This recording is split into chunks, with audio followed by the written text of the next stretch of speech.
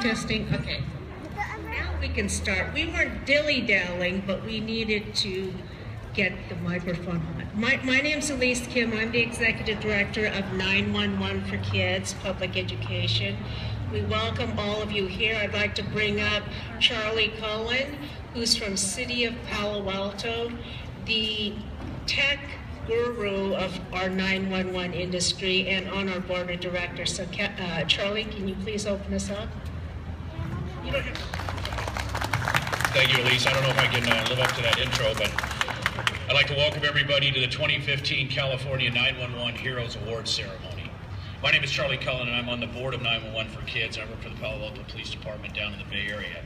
911 for Kids is the official public education and caller training program for the United States, Canada, and the Cayman Islands, all countries where 911 is used as a universal emergency response number. 911 for Kids was created in 1990 by a collaboration of public safety agencies who wanted to address the ever-mounting problems impacting the effectiveness of 911 emergency response. Educating the public on the proper use of 911 was the missing link and became the primary focus of the initiative. The public needed to know how to call, and when not to call, and what to say to the dispatcher. It is now my pleasure to bring out today's ceremony host and MC. This NFL legend needs no introduction. Formerly known as Mr. Raider, he is a retired Oakland Raiders wide receiver, a 1987 Heisman Trophy winner, a 2010 College Hall of Fame recipient, newly elected and soon to be inducted member of the NFL Hall of Fame. Ladies and gentlemen, boys and girls, please join me in welcoming 911 for Kids National Chairman and NFL legend, Mr. Tim Brown.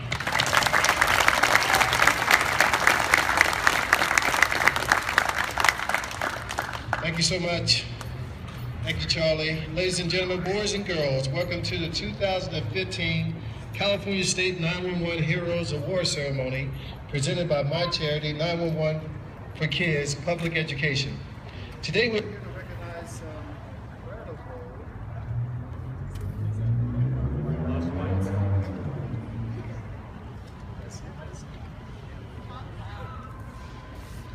All right, today, can you hear me? I have kids at home, so I'm used to talking in this voice. Today we're here to recognize some incredible 911 youth and dispatch heroes. These amazing youngsters acted with bravery and confidence in the emergency crisis situation and helped to save the lives of their loved ones. Today's 911 dispatchers work behind the scenes in cooperation with law enforcement, fire, and emergency medical response. They are the men and women who answer these calls each day and are the true first responders when a disaster or emergency strikes, which can often make the difference between life and death for people in need.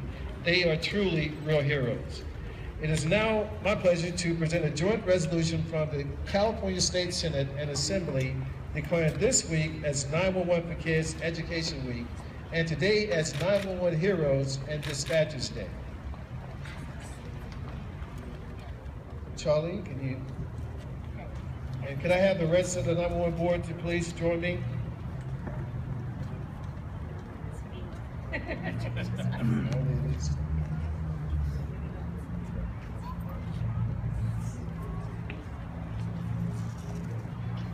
And as you can see, this is a very nice resolution. There are a lot of whereases. I don't think I'll go through all of them, but suffice to say, it is honoring 911 for Kids Education Week and 911 Heroes and Dispatchers Day and the hard work and effort that goes on every day at public safety agencies throughout the United States by our 911 dispatchers.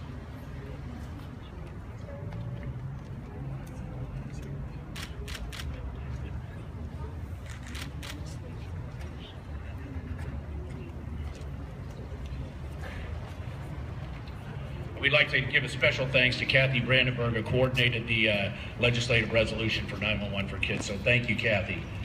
It is now our pleasure to introduce the presidents of CalNENA and NAPCO. CalNENA is the California chapter of the National Emergency Number Association, and NAPCO is the Northern California chapter of the Association of Professional Communication Officers. And Ms. Shelby Ryman is the president of CalNENA, and Mr. Scott Andrews is the president of NAPCO. Please give them a warm welcome.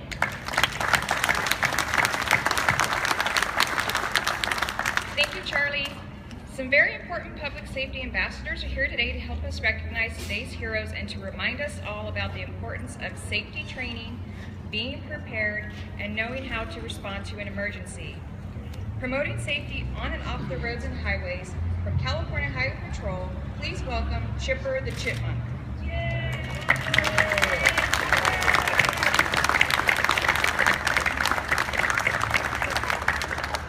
And teaching us how to prevent forest fires, please welcome the legendary Smokey the Bear.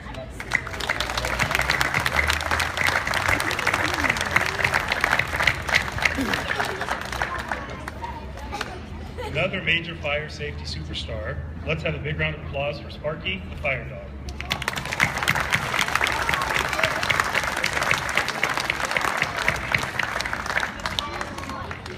The official mascot for 911 Public Education.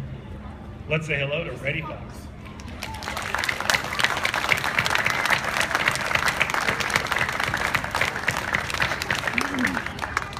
And introducing the newest 911 for Kids wireless ambassador, please welcome Abby, the cell phone sister.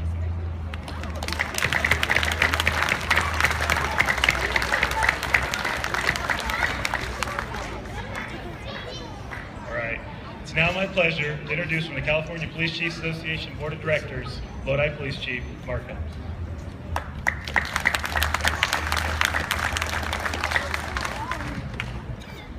Thank you, Scott.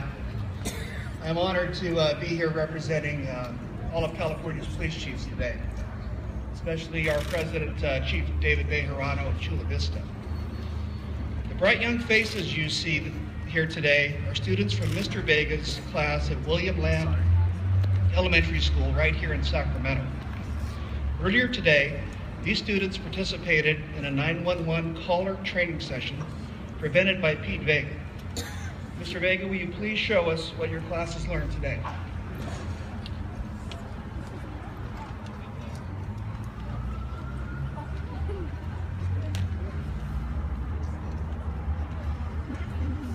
It's an honor to be here. My class is here. Then I have Miss Shia and Miss Tech's Mandarin Immersion class. So we have two classes here. Okay, boys and girls, raise your hand if you remember what to do. Okay, on three. 1, 2, 3. When dialing 911 from your cell phone, 1. Call only for immediate emergency assistance. Medical, fire, or police. 2. Be prepared to provide the location of any essential information the dispatcher may need. 3. Stay on the line until told to hang up. You may be transferred to another agency. Wonderful. Give them a hand. Thank you so much.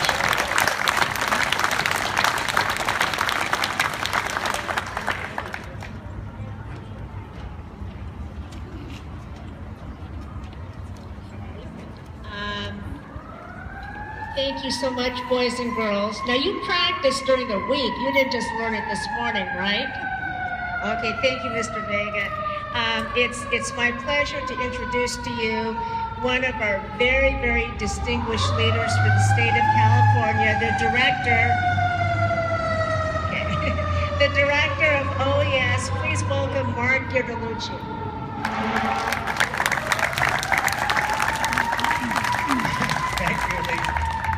Wow, what a perfect timing with the fire engine going by, right? It really signifies the importance that fire engine is responding to a 911 call, which is really fantastic. Well, congratulations to you all. I'm very happy. My name is Mark Girdelucci, and I'm Governor Brown's Director of Emergency Services for California. And we also oversee all of the public safety communications and the 911 centers. And we're so proud of California's 911 system. I don't know if you know, but there are 400. We'll let this other fire engine go by.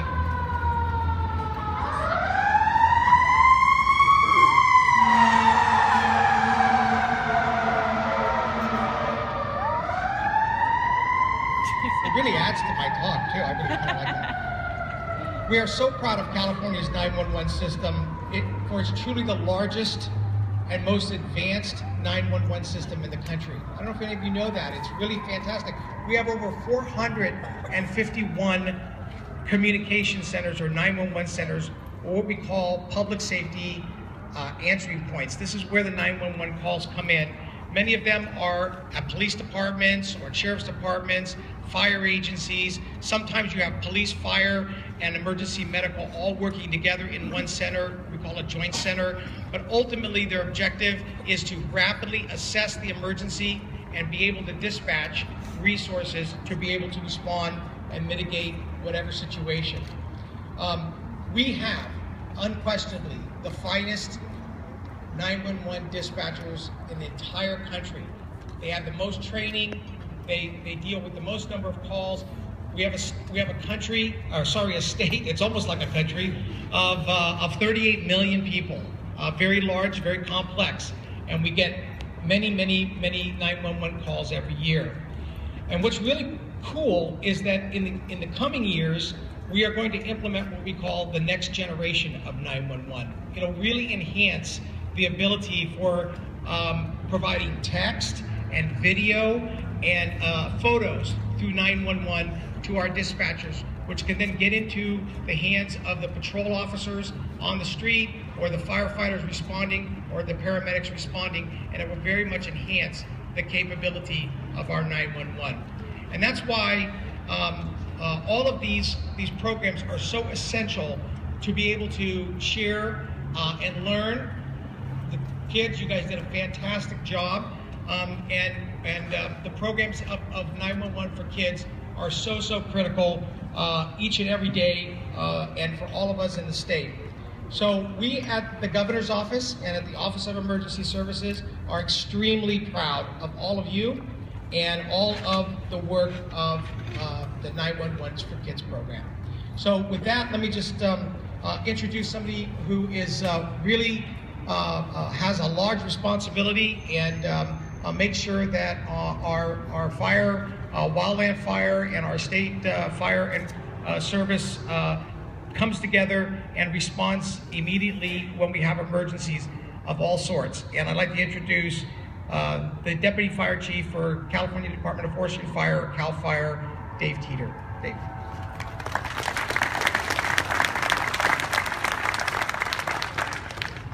Well, thank you, Director Gildaducci. It's my honor and privilege, and on behalf of our Director-in-Chief, Ken Pimlott, it's a great honor to be here to recognize our recipients this morning. With that, I'd like to start with the first dispatch report that started on May 24th of 2013 when 10-year-old Nina Martin was at home alone enjoying the start of her summer break. And at approximately 11:20 hours that morning, a male rang her doorbell a few times. Nina looked out that window but did not answer the door. The male subject then began to walk around the house through a side gate and into the backyard. Nina ran upstairs and immediately called her dad to let him know that something was occurring. Then Nina dialed 911 and armed herself with a stick for protection. Nina could hear the male subject walking around downstairs inside the house. While Nina was called 911, her dad also called the on-duty private security officer in their neighborhood, who also responded to Nina's residence. Dispatchers Catelli and Dabrowski quickly entered the incident into their computer-aided dispatch system, or CAD, and officers were dispatched to the home immediately.